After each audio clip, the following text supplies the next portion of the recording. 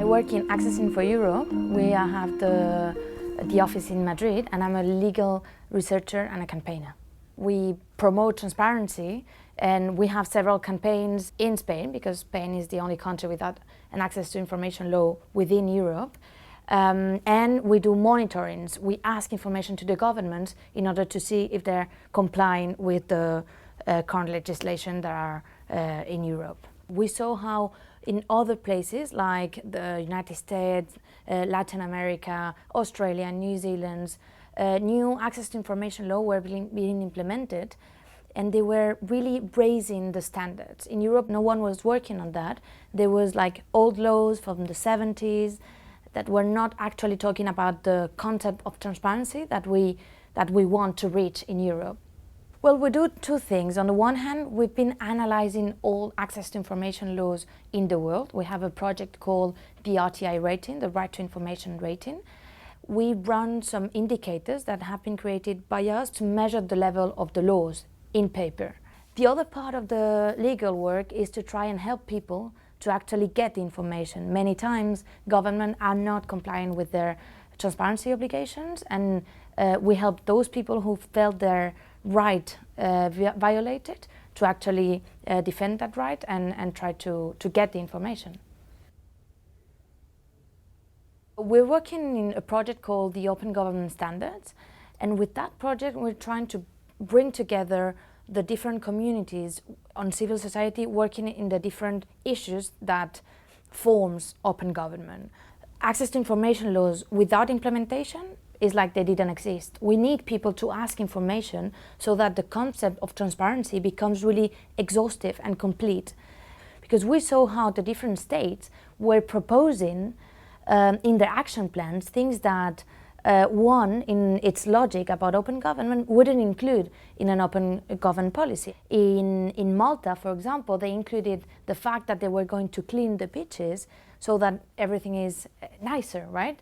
That's great, but that's not open government. In Spain, they said that we will be able to create a business in 24 hours. Great, but that's not open government. So after that, we wanted to say, okay, from the civil society, let's define the concept of open government, and let's give it a meaning so that government can follow some standards and civil society know what to demand. So if the open government standards were to be implemented in Spain, we could see how a good transparency law would enable people to access information to, for example, how the public transport is functioning. If I'm going to get late to work and I see in my mobile phone that the metro, for example, is broken, I can take the bus. Things like that only happen when you open up the data and other people can reuse it. It's also important because the governments, many times, they don't have the resources to be controlling every single access to information request. And if we are there and we help people to appeal in the cases where access to information has been violated, we can help the implementation also within the administration of the right of access to information. In the case of Spain, the country I come from, the situation now is not the best. We don't have an access to information law. Corruption is every day in the media, and obviously participation is not something that happens in the decision-making process. So my hope for Spain, the country I come from, is that in a future we will have a transparency policy that would ensure that people can access information.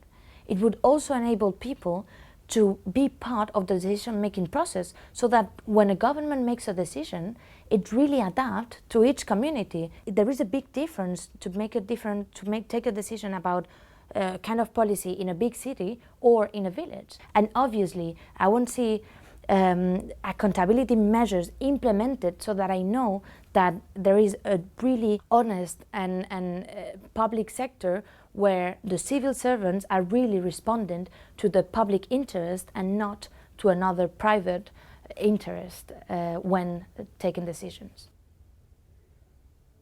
What I've learned after trying to implement transparency campaigns or the open government standards is that it's a very frustrating process, but is really worth it. We see the results. We've seen many countries opening up thanks to the civil society forcing and making pressure to make that happen. So the process is difficult, but the result is great.